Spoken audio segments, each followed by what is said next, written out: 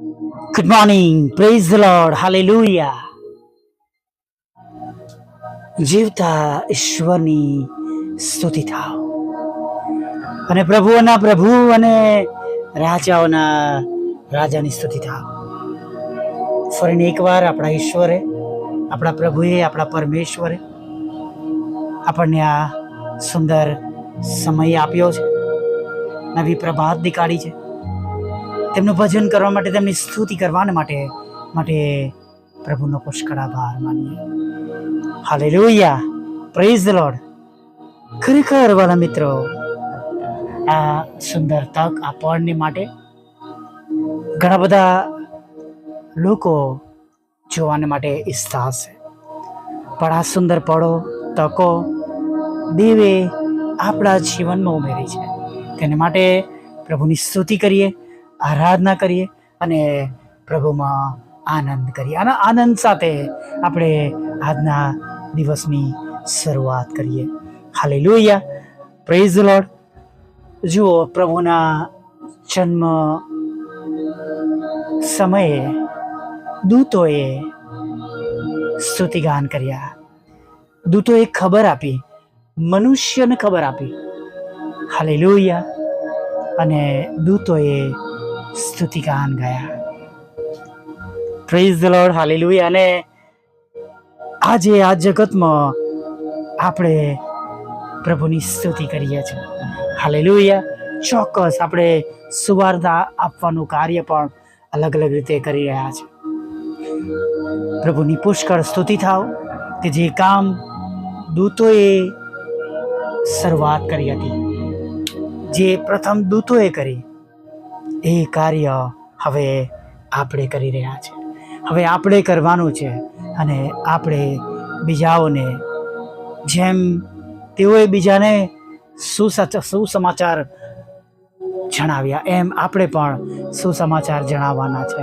હવે એ સમાચાર જણાવવાના છે કે આપણો ઉદ્ધારક તારનાર જે જન્મ્યો હતો મનુષ્ય રૂપમાં, જેમણે પોતાનું બલિદાન આપ્યું વધસ્તંભ ઉપર, તે પ્રભુ હવે તમને અને મને લેવાને માટે આવવાના છે. Hallelujah, praise the lord. ચોક્કસ આપણો આનંદ અને ઉત્સવ એ આપણે માણી રહ્યા છે.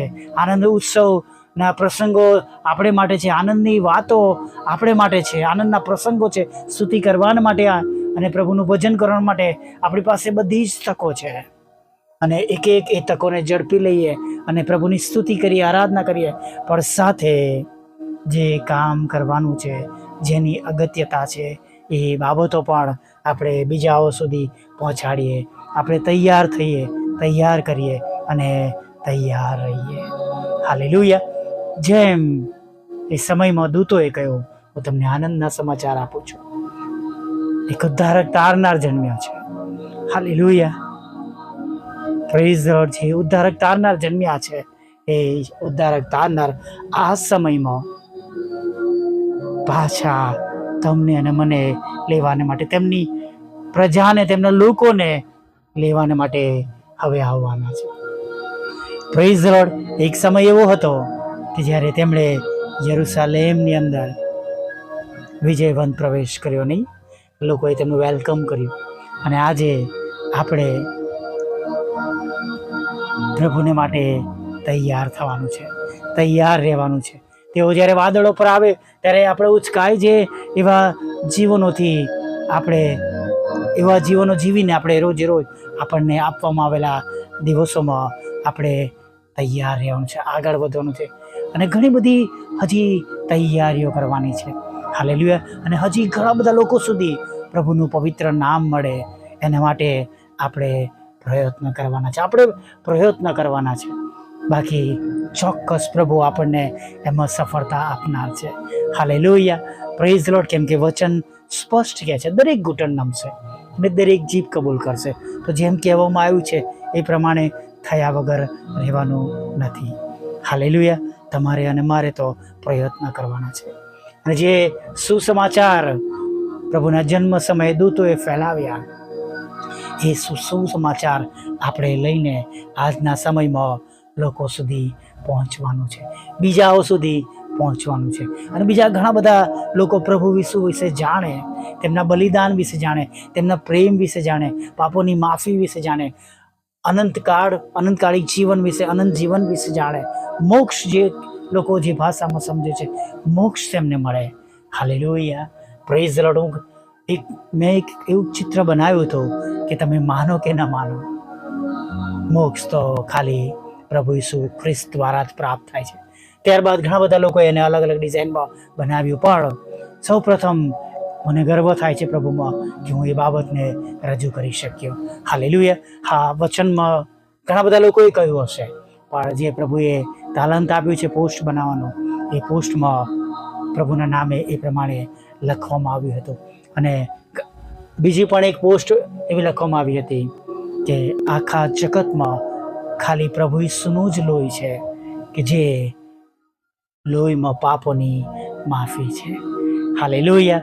એવા આપણા ઉદ્ધારક તારનારના બાળકો તરીકે આજે સવારમાં આપણે તેમની આગળ નમેલા છે, નમી શક્યા છે, તેમનું ભજન કરવા માટે, તેમની સ્તુતિ કરવા માટે, તેમની આરાધના કરવા માટે. હાલેલુયા. ત્યારે વિશેષ આપણે પ્રભુમાં નવા બનીએ, પ્રભુના જે આપણને વચનો આપવામાં આવ્યા છે, પ્રભુનું જે શિક્ષણ આપવામાં આવ્યું છે, પ્રભુની જે આજ્ઞાઓ આપવામાં આવી છે, એ આજ્ઞાઓ પ્રમાણે આપણે જીવન જીવીએ. Hallelujah, praise the lord. ઘણીવાર આપણે ઘણું બધું કરીએ છીએ પ્રભુને માટે. સાંભળજો, થોડી દુઃખ લાગે એવી બાબત છે, પણ ઘણીવાર આપણે ઘણું બધું પ્રભુ માટે કરીએ છીએ. દાનો પણ આપીએ છીએ, સરસ ડેકોરેશન કરીએ છીએ, બીજાઓને કપડાં આપીએ છીએ, બીજાઓને નાણાં આપીએ છીએ, પણ જે પ્રમાણે આજ્ઞા પાડીને જીવન જીવવું જોઈએ એ પ્રમાણે જીવવાનું ભૂલી જઈએ છીએ. ખરી વાત છે નહીં? ખરેખર વાલા મિત્રો, બહુ ધ્યાનથી તમે જુઓ તો જીવનો જે પ્રમાણે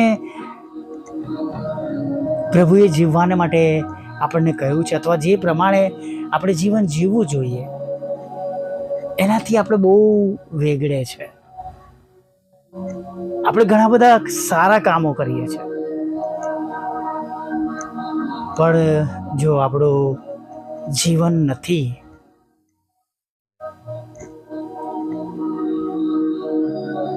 તો એ આપણા માટે સૌથી દુઃખદાયક બાબત હશે. અને એ બાબતને લીધે આપણે કેવા પ્રશ્નો થશે, કેવી મુશ્કેલીઓ થશે, એ આપણે આજે જાણતા નથી. મિત્રો, ખરેખર ઘણું બધું કરીએ પણ પ્રભુને ગમતું ન હોય એવું જીવન જીવીએ. ખાલી વર્ષમાં એકાદ બે વાર એવા સારા કામો કરી દેવાથી આપણે ખ્રિસ્તી બની જતા નથી. માફ કરજો, કડવી વાત છે. કેવા સારા સારા કામો કરીને આપણે ખ્રિસ્તી બની જતા નથી, પણ આપણે ખ્રિસ્તનો સ્વભાવ રાખીને જીવવું પડે છે, જીવવાનું છે. જે વધસ્તંભ ઉચકીને પ્રભુએ આપણને આજ્ઞા આપી છે ચાલવાનું, એ વધસ્તંભ ઉચકીને ચાલવાનું છે. નમ્ર બનીને, સહન કરીને, મૂંગા રહીને આપણે પ્રભુની પાછળ ચાલવાનું છે. પણ ઘણીવાર આપણે જોઈએ છે ઘણું બધું હોય છે.